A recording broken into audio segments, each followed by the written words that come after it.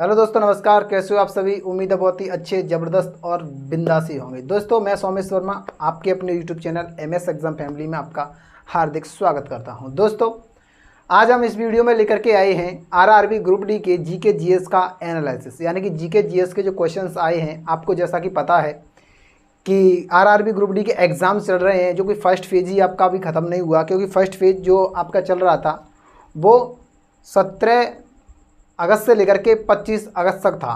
ठीक है, यानी कि जो कि फ़र्स्ट फेज़ ही आपका चल रहा है, तो एक दो दिन में फ़र्स्ट फेज़ भी ख़त्म होने वाला है। उसके बाद में सेकंड फेज़ आपका चालू हो जाएगा। ठीक है, तो जीके जीएस के जो भी क्वेश्चंस आ रहे हैं वो हम अपने YouTube channel MS exam family पर आपको बता रहे हैं, लगातार बताते जा रहे हैं। और हम वो क्वेश्चन भी आपको साथ ही कराते जा रहे हैं जिनकी आने की संभावना भी है, यानी कि जो आ भी सकते हैं, हम उसको भी देखते जा रहे हैं साथ ही। ठीक है, तो चलिए हम सबसे पहले ये देख लेते हैं कि किस पोर्शन से, यानी कि किस टॉपिक से कितने कितने क्वेश्चंस आ रहे हैं। ठीक है, तो चलिए हम बात करते हैं। पहले हिस्ट्री के बारे में देख लेते हैं कि हिस्ट्री में कितने क्वेश्चंस आ रहे हैं। यानी कि हिस्ट्री की अगर बात करें हम, तो हिस्ट्री के अंदर आपको 2 से 3 क्वेश्चन देखने को मिल जाएंगे। ठीक है, कितने? 2 से 3 क्वेश्चन। साथ ही ज्योग्राफी की बात करते हैं, तो ज्योग्राफी के अंदर आपको 2 से 3 क्वेश्चन देखने को मिल जाएंगे, सेम देखने को मिल जाएंगे। अगर हम पॉलिटी की बात करें, तो पॉलिटी में थोड़ा सा ज़्यादा क्वेश्चन आ रहा है, यानी कि 3 से 4 क्वेश्चन देखने को मिल जाएंगे। ठीक है, और आपकी साइंस है, साइंस की बात करें तो आपके 25 क्वेश्चन है। एक दो क्वेश्चन इधर उधर हो जाता है, कोई दिक्कत नहीं है, लेकिन साइंस के फिक्स क्वेश्चन है 25 के 25, तो वो तो आने ही आने हैं। ठीक है कि नहीं? तो ये जो क्वेश्चन रहते हैं ये आपके आ रहे हैं जीके जीएस से, और करंट के क्वेश्चन जो आ रहे हैं वो भी 4-5 क्वेश्चन करंट से आपको देखने को मिल जाएंगे। ठीक है, तो चलिए हम इस वीडियो में देखते हैं कि फर्स्ट शिफ्ट 22 तारीख, यानी कि फर्स्ट शिफ्ट और 22 अगस्त के दिन जीके जीएस के कौन कौन से क्वेश्चन आए थे, तो हम उनको देखते हैं नंबर बाय नंबर। ठीक है, तो चलिए वीडियो को स्टार्ट करते हैं। अगर आपको ये वीडियो पसंद आए तो वीडियो लाइक जरूर करना।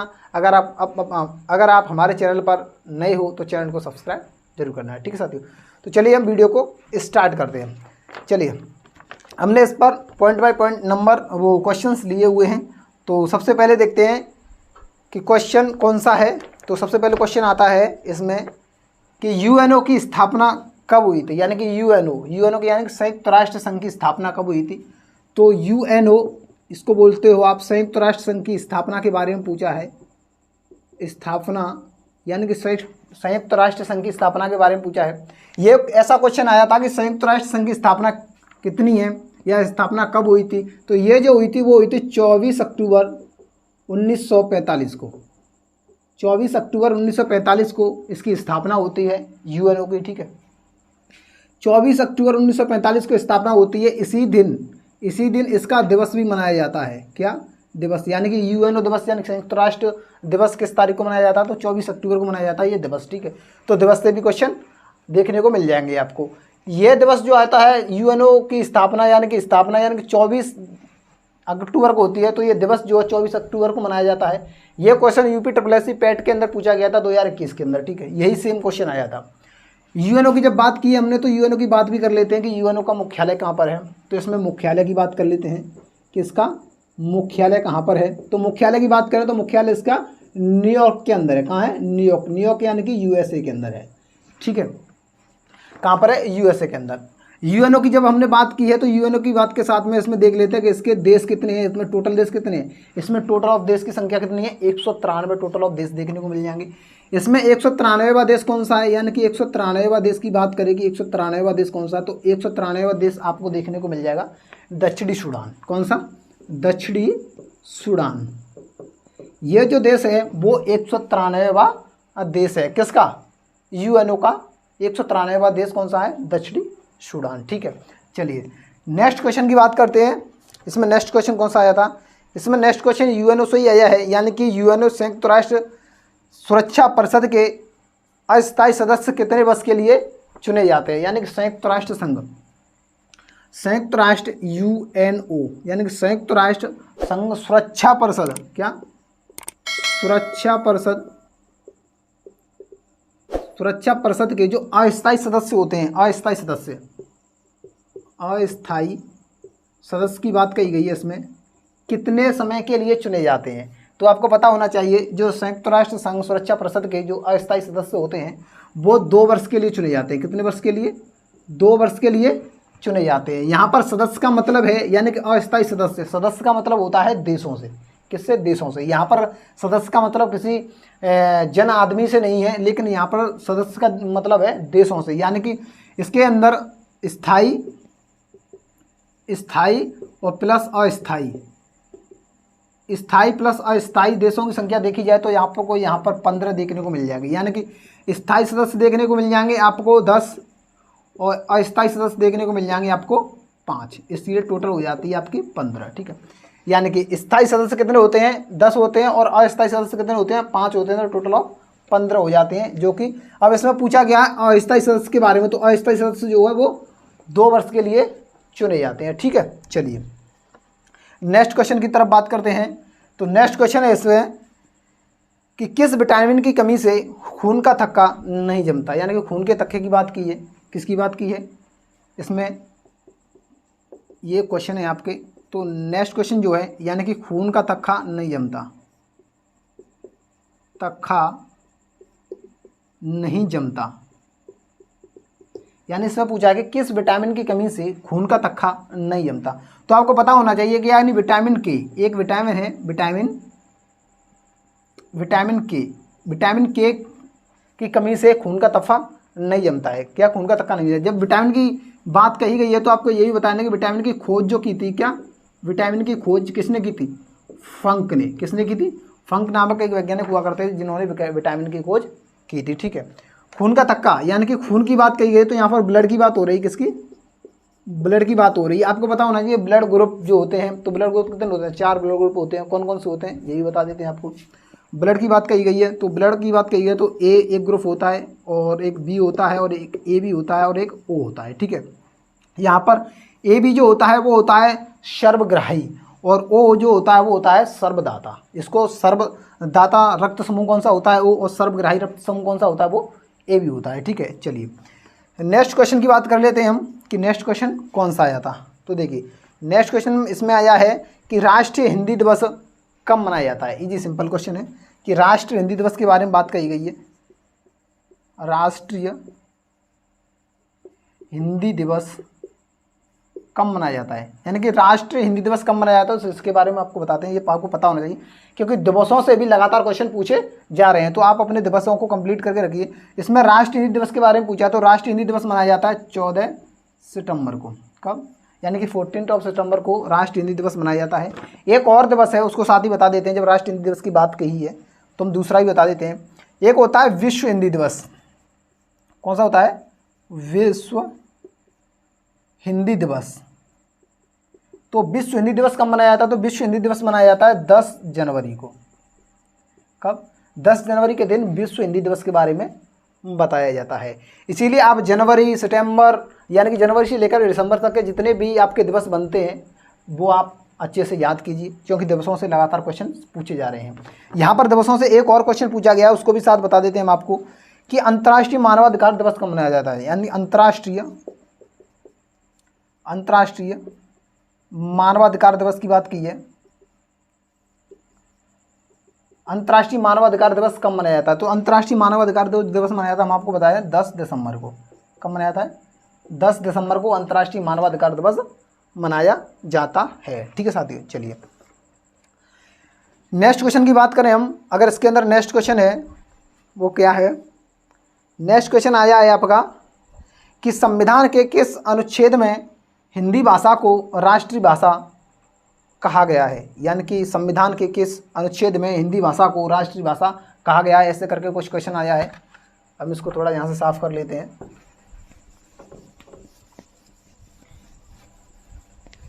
देखिए इसमें बोला है कि संविधान के किस अनुच्छेद में, यानी कि संविधान में बात कही गई है कि संविधान के किस अनुच्छेद में, यानी कि किस आर्टिकल की बात कही गई है, किस आर्टिकल में हिंदी भाषा यानी कि राष्ट्रीय हिंदी की, यानी कि हिंदी भाषा की बात कही गई है।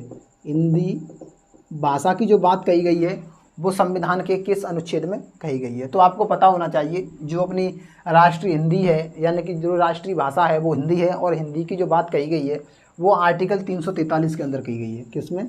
आर्टिकल 343 के अंदर बात कही गई है। जो आर्टिकल 343 आता है वो संविधान के किस भाग के अंदर आता है? तो संविधान के जो भाग में आता है वो आता है भाग नंबर 17 के अंदर। किसमें? भाग नंबर 17 के अंदर आता है। ठीक है, आपको पता होना चाहिए कि संविधान में जब भाषा की बात करी गई है, यहाँ पर किसकी भाषा की बात की गई है, तो संविधान के अंदर कितनी अनुसूचियाँ हैं? अनुसूची की बात करें तो अनुसूची आपको देखने को मिल जाएंगी 12, और 12 अनुसूची में से 8वीं अनुसूची जो है उसके अंदर भाषाएं हैं। क्या है? भाषाएं। और भाषाएं हैं तो कितनी भाषाएं हैं? तो 8वीं अनुसूची के अंदर 22 भाषाएं आपको बताई गई हैं। कितनी? 22 भाषाएं देखने को मिल जाएंगी आपको। ठीक है, चलिए नेक्स्ट क्वेश्चन है कि ओलंपिक खेलों का आयोजन कितने वर्ष बाद होता है? सिंपल है, आपको पता भी होगा। ओलंपिक खेलों का जो आयोजन होता है वो कितने वर्षों बाद होता है? यानी कि ओलंपिक खेलों की बात करें, ओलंपिक खेल यानी कि ओलंपिक खेलों का आयोजन जो होता है वो कितने वर्षों बाद होता है? यानी कि ओलंपिक खेलों का आयोजन जो होता है वो कितने वर्षों बाद होता है? तो आपको सिंपल क्वेश्चन था ये, और आपको पता भी होगा कि 4 वर्ष बाद ओलंपिक खेलों का आयोजन होता है। आपको जैसा कि पता है कि 2020 के अंदर ओलंपिक खेल हुए थे, यानी कि 2020 का जो ओलंपिक खेल हुआ था कहाँ पर हुआ था? टोक्यो के अंदर हुआ था। कहाँ पर? टोक्यो, जो कि कहाँ पर पड़ता है? जापान के अंदर। कहाँ पर पड़ता है? जापान के अंदर पड़ता है टोक्यो, यानी जापान की राजधानी टोक्यो है। तो 2020 का जो ओलंपिक खेल हुए थे वो टोक्यो के अंदर हुए थे। और कौन सा ओलंपिक खेल था ये? 32वां ओलंपिक खेल था। कौन सा? 32वां ओलंपिक खेल था, जिसके अंदर भारत 48वें नंबर पर आ जाता। कितने पर? 48वें नंबर पर रहा था भारत अपना, जिसमें भारत ने एक गोल्ड जीता था। क्या जीता था? गोल्ड जीता था। किसमें? भाला फेंक के अंदर एक गोल्ड जीता था, जो कि कौन जीत के लाए थे? अपने भाई, अपने बड़े भाई जो नीरज चोपड़ा हैं वो जीत के लाए थे। उन्होंने जो भाला फेंका था वो फेंका था 87.58 मीटर। कितना? 87.58 मीटर जो भाला फेंका था नीरज चोपड़ा के द्वारा फेंका गया था। पिछले पेपरों में ये भी क्वेश्चन आया है कि नीरज चोपड़ा के द्वारा भाला जो फेंका गया था वो कितनी दूरी बन थी भाला फेंकने की। ठीक है, तो ये क्वेश्चन आ चुका है पीछे। ठीक है, तो आप बड़े अच्छे से देख सकते हो। चलिए यहाँ देख लेते हैं कि 32वां ओलंपिक खेल, जो कि 48वें नंबर पर अपना जो भारत आता है, 32वां ओलंपिक खेल था। 4 वर्षों बाद ये आयोजन होता है। तो 4 वर्षों बाद यानी कि 33वें नंबर की बात करें कि 33वां ओलंपिक खेल कब होगा? तो 33वां ओलंपिक खेल होगा वो होगा 2020 में ये हुआ, तो 2024 में वो होगा। 2024 में कहाँ होगा? पेरिस के अंदर होगा। अब आप पेरिस कहाँ पर पड़ता है? तो पेरिस पड़ता है फ्रांस के अंदर। कहाँ पर? फ्रांस के अंदर ये पेरिस पड़ता है। ठीक है, बात करें 34वें नंबर का कि 34वें नंबर का ओलंपिक खेल कहाँ पर होगा? तो 34वें नंबर का ओलंपिक जो होगा वो 2028 के अंदर होगा। कहाँ पर? ये होगा 2028 में। और कहाँ पर होगा? ये 2028 वाला होगा, वो होगा लॉस एंजल्स के अंदर। कहाँ पर? लॉस एंजल्स के अंदर 2028 वाला ओलंपिक खेल होगा, जो कि 34वें नंबर का रहने वाला है। ठीक है, तो ये रहा ओलंपिक खेलों से। ठीक है, चलिए नेक्स्ट बात करते हैं। इसमें नेक्स्ट क्वेश्चन आया है, वो आया है कि कंगारू किस देश का राष्ट्रीय चिन्ह है? यानी कि कंगारू की बात कही गई है इसमें कि कंगारू किस देश का राष्ट्रीय चिन्ह है, ऐसा कुछ क्वेश्चन आया है। तो आपको पता होना चाहिए जो कंगारू है वो किस देश का राष्ट्रीय चिन्ह है। तो हम आपको बता दें जो कंगारू है वो ऑस्ट्रेलिया का है। कहाँ का है? ऑस्ट्रेलिया का एक राष्ट्रीय चिन्ह है जिसका नाम है कंगारू। ऑस्ट्रेलिया का देश है जो किस महाद्वीप के अंदर आता है? ये ऑस्ट्रेलिया देश है वो ऑस्ट्रेलिया महाद्वीप के ही अंदर आता है। किसके अंदर? ऑस्ट्रेलिया देश है वो ऑस्ट्रेलिया महाद्वीप के ही अंदर आता है। किसमें? ऑस्ट्रेलिया महाद्वीप के ही अंदर आता है। अगर आपसे पूछे कि ऑस्ट्रेलिया महाद्वीप के अंदर देशों की संख्या कितनी है, तो इसमें देश जो देखने को मिलेंगे आपको वो देखने को मिलेंगे 22। कितने देश? 22 देश देखने को मिल जाएंगे ऑस्ट्रेलिया महाद्वीप के अंदर। ऑस्ट्रेलिया महाद्वीप की बात करें तो सबसे बड़ा देश कौन सा है? तो सबसे बड़ा देश जो है, यानी कि सबसे बड़ा देश की बात करें तो सबसे बड़ा देश कौन सा है? ऑस्ट्रेलिया। अगर सबसे छोटा देश की बात करें, क्या सबसे छोटा देश की बात करें कि ऑस्ट्रेलिया के अंदर सबसे छोटा देश कौन सा है? सबसे छोटा देश है वो है नेहरू। कौन सा है? नेहरू जो है वो सबसे छोटा देश है। ठीक है, ऑस्ट्रेलिया के अंदर अगर आपसे पूछे कि ऑस्ट्रेलिया के अंदर कौन सी नदी है जो बहुत ही फेमस नदी है? मरे डार्लिंग। तो मरे डार्लिंग जो दो नदियाँ हैं वो ऑस्ट्रेलिया देश के अंदर पाई जाती हैं। कहाँ पर? ऑस्ट्रेलिया देश के अंदर बहती हैं जो मरे डार्लिंग नदी हैं वो। ठीक है, चलिए नेक्स्ट क्वेश्चन की बात करते हैं। इसमें नेक्स्ट क्वेश्चन कौन सा आया है? तो इसमें नेक्स्ट क्वेश्चन आया है कि किस देश की सीमा सर्वाधिक देशों के साथ लगती है? यानी कि इसमें ऐसा कुछ क्वेश्चन आ जाए कि किस देश की स्थलीय सीमा सर्वाधिक देशों के साथ लगती है। यानी कि स्थलीय सीमा से कुछ क्वेश्चन आया है कि किस देश की, पूरा क्वेश्चन तो नहीं लिख पाएंगे हम यहाँ पर, ठीक है कि नहीं, तो किस देश की सीमा, यानी कि किस देश की सीमा जो कि सर्वाधिक देशों की सीमा से लगती है। तो आपको पता है कि अपना जो चाइना है, क्या है, चाइना, यानी कि चीन जो है, चीन क्या है, चाइना, क्या है, चाइना। तो चाइना की जो सीमा है वो सर्वाधिक देशों के साथ लगती है। कितने देशों के साथ? सर्वाधिक देशों के साथ लगती है। कितने देशों के साथ ये भी आपको बता देते हैं, वो लगती है 14 देशों के साथ। कितने के? 14 देशों के साथ चीन की सीमा लगती है। जैसे आपको उसमें से एक दो बता देते हैं, जैसे किर्गिस्तान है, तजाकिस्तान है, अफ़गानिस्तान है, भारत है, नेपाल है, भूटान है, म्यांमार है, लाओस है, और ऊपर जाकर के आपको मंगोलिया मिल जाएगा, दक्षिण कोरिया, उत्तर कोरिया, ऐसे कुछ देश हैं जो कि चीन की सीमा पर लगे हुए, यानी कि चीन की सीमा इससे मिलती है। ठीक है, तो इसका आंसर हो जाएगा आपका चीन। चलिए हम इसको साफ करते हैं और नेक्स्ट क्वेश्चन की तरफ बढ़ते हैं कि नेक्स्ट क्वेश्चन क्या है। इसको इधर से साफ कर लें, फिर नंबर बाई नंबर हम क्वेश्चंस देखते चलते हैं। चलिए नेक्स्ट क्वेश्चन की बात करें कि नेक्स्ट क्वेश्चन कौन सा है, तो ये गया आपका नेक्स्ट क्वेश्चन। नेक्स्ट क्वेश्चन है कि भारतीय मरुस्थल का क्या नाम है। ये तो बहुत ही अच्छा क्वेश्चन है, आपको करके भी आना चाहिए था इसको, कि भारतीय मरुस्थल का किसका, भारतीय मरुस्थल का नाम क्या है। नाम सिर्फ यही पूछा है कि भारतीय मरुस्थल का नाम क्या है। उसमें 4 ऑप्शन थे, जिसके अंदर एक आंसर था और दूसरे 3 आंसर थे वो रॉन्ग थे। तो उसमें से एक जो ऑप्शन था वो आपको देखने को मिल गया होगा थार। क्या है? थार। तो भारतीय यानी कि भारतीय मरुस्थल कौन सा है? थार है, जो कि किस किस में, यानी कि भारत और प्लस पाकिस्तान दोनों भागों में आता है, यानी कि भारत में भी आता है और पाकिस्तान के अंदर भी आता है। इसका ज़्यादा वेटेज रहता है वो भारत के अंदर रहता है और सबसे कम वेटेज रहता है वो पाकिस्तान के अंदर, यानी कि इसका ज़्यादा भाग जो फैला हुआ है, ज़्यादा आकार जो है वो भारत के अंदर है और थोड़ा बहुत जो आ जाता है वो पाकिस्तान के अंदर आ जाता है। ठीक है, यानी कि थार रेगिस्तान।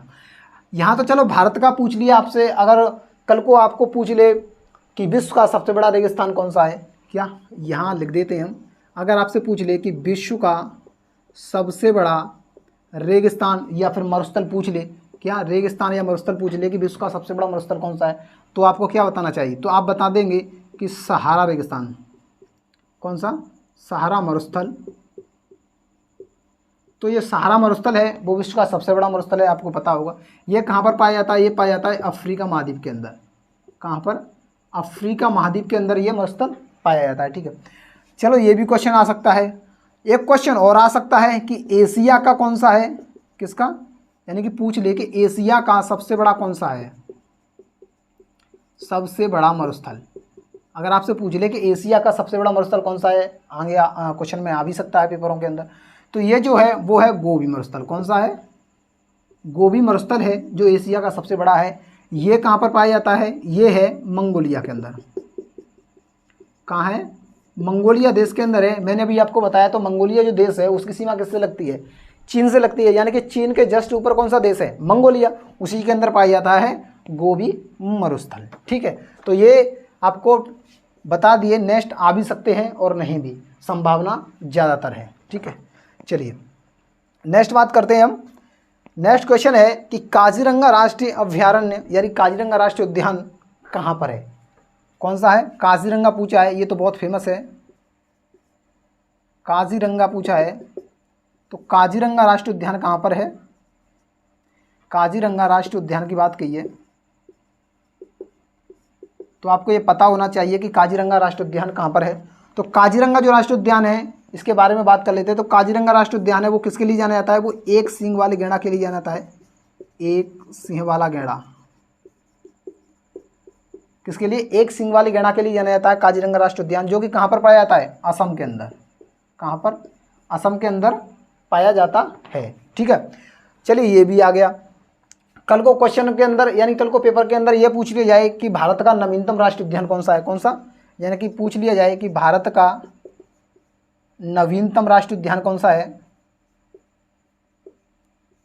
अगर नवीनतम राष्ट्रीय उद्यान की बात कर ले तो आप क्या करोगे? तो वो भी हम आपको बता देते हैं कि भारत का नवीनतम जो राष्ट्रीय उद्यान है वो कौन सा है। तो भारत का नवीनतम राष्ट्रीय उद्यान है देहिंग राष्ट्रीय उद्यान। कौन सा है? देहिंग राष्ट्रीय उद्यान है, जो कि कहाँ पर पड़ता है? जो देहिंग राष्ट्रीय उद्यान है वो असम के अंदर पड़ता है। कहाँ पर? ये भी असम के अंदर पड़ता है। ठीक है साथियों, चलिए हम इसी के बारे में थोड़ा और बात करते हैं कि अगर आपसे ये भी पूछ लिया जाए कि भारत का सबसे पुराना राष्ट्रीय उद्यान कौन सा है, तो आप क्या करोगे? क्या पूछ लिया जाए कि भारत का सबसे पुराना राष्ट्रीय उद्यान कौन सा है, तो फिर आप क्या करोगे? तो चलिए हम उसको भी बता देते हैं कि सबसे पुराना पूछ लिया जाए कि भारत का सबसे पुराना राष्ट्रीय उद्यान कौन सा है, तो वो हो जाएगा आपका जिम कॉर्बेट। कौन सा हो जाएगा? Jim Corbett. जिम कॉर्बेट हो जाएगा, जो कि कहाँ पर पड़ता है? ये पड़ता है उत्तराखंड के अंदर। कहाँ पड़ता है? ये पड़ेगा आपका उत्तराखंड के अंदर जिम कॉर्बेट। अब इसका नवीनतम नाम आ गया है, यानी कि इसका नया नाम भी आ गया है। नया नाम क्या है वो आपको बता देते हैं, रामगंगा नेशनल पार्क। ये इसका नया नाम है रामगंगा नेशनल पार्क। अब जिम कॉर्बेट से पहले भी इसका एक नाम था। जिम कॉर्बेट तो बाद में नाम आया है, जिम कॉर्बेट से पहले एक नाम हुआ करता था इसका।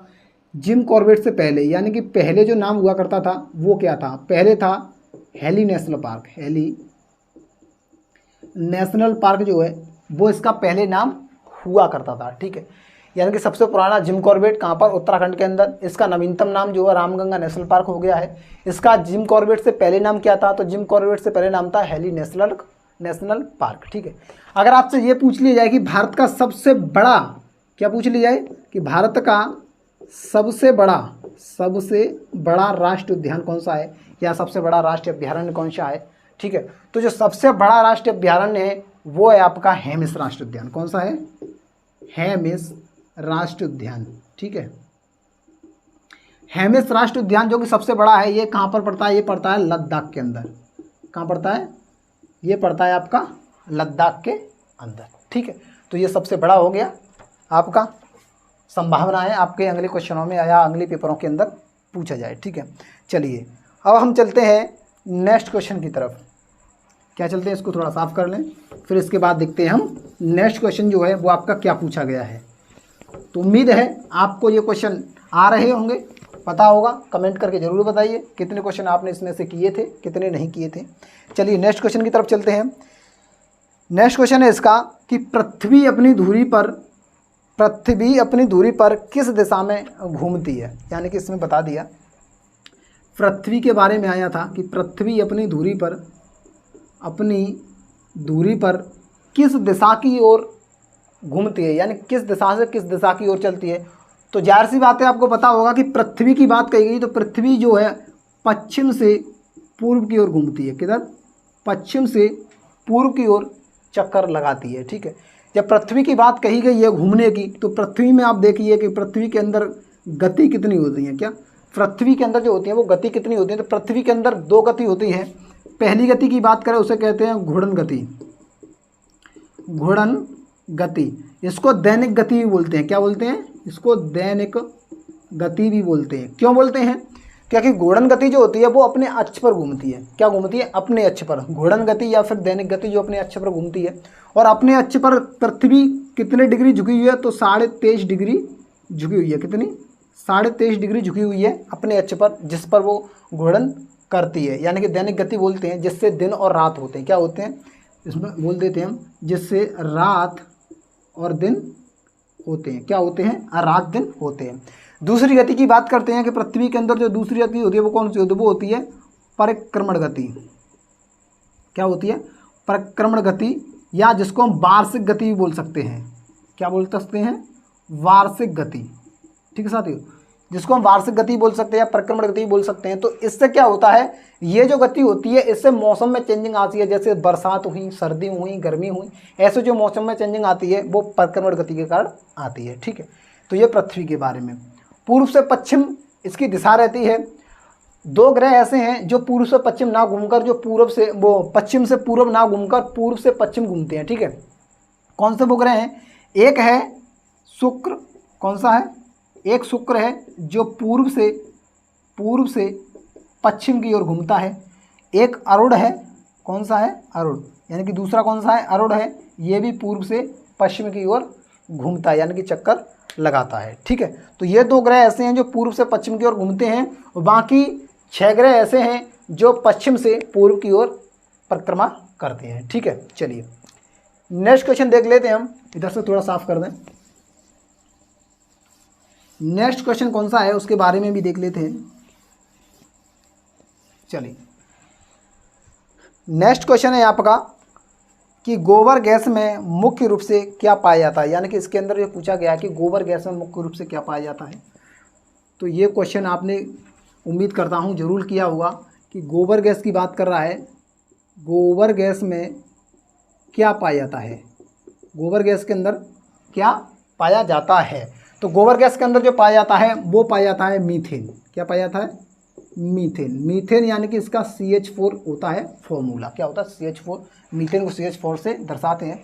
मीथेन CH4 यानी कि मीथेन होता है गोबर गैस के अंदर। ठीक है, जब यहाँ पर मीथेन की बात कर ही रही है कि इसके अंदर क्या पाया था, तो साथ ही आप ये भी बताइए कि LPG यानी कि लिक्विड पेट्रोलियम गैस, LPG, जिसे भारत के अंदर सबके पास सिलेंडर तो है ही, तो सिलेंडर जो होता है LPG, इसके अंदर गैस भरी जाती है। LPG चूल्हे पर रसोई सिलेंडर होता है, उसकी बात कर रहे हैं हम।